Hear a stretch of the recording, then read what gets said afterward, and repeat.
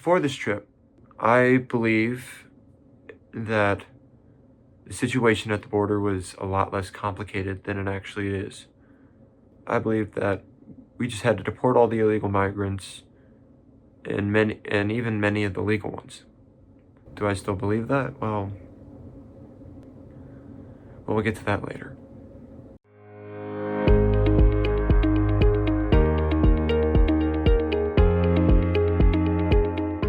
On Monday, we visited the Rio Grande, where many migrants have died in order to cross, as well as the Migrant Processing Center.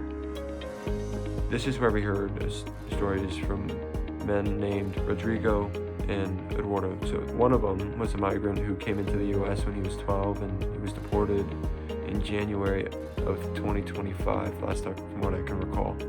After that, we had lunch, and then we went to a men's rehab shelter where we heard from a former cartel member. This man, he ran drugs. He did so much evil, up to and including killing 250 plus people. And this forced us to wrestle with the concept of biblical justice, because this man, he has a wife and 2 kids, and he's able to live a happy life while the victims and the victims' families are in a worse place than they had been if they hadn't died.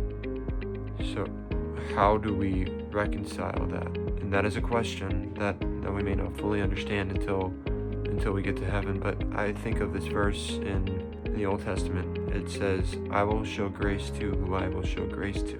It is not for us to decide who God shows his mercy to. It is ultimately up to him. But we also got to hear stories like from Priscilla and Maria.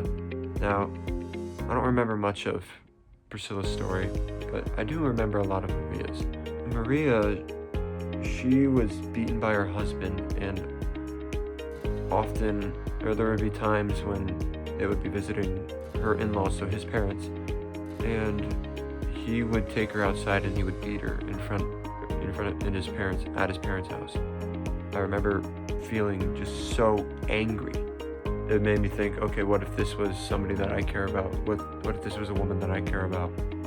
We also went to a women's rehab shelter. At the women's rehab shelter, there was one story that really stood out to me because it was very similar to a situation in my own life.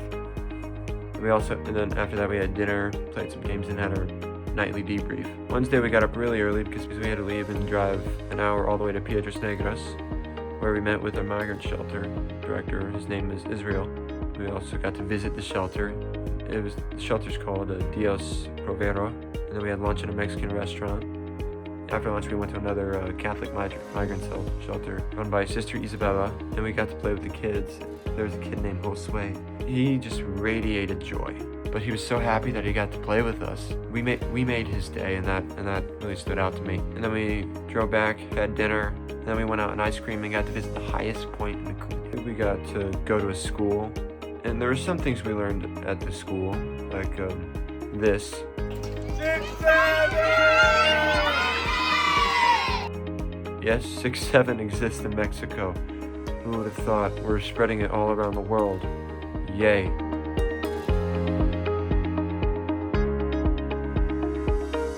Earlier, I was kind of teasing what my current thoughts are on immigration. I still think that a lot of illegal migrants still need to be deported. Not because they came in here illegally, but because of other things that they are doing, like defrauding our system and committing other crimes.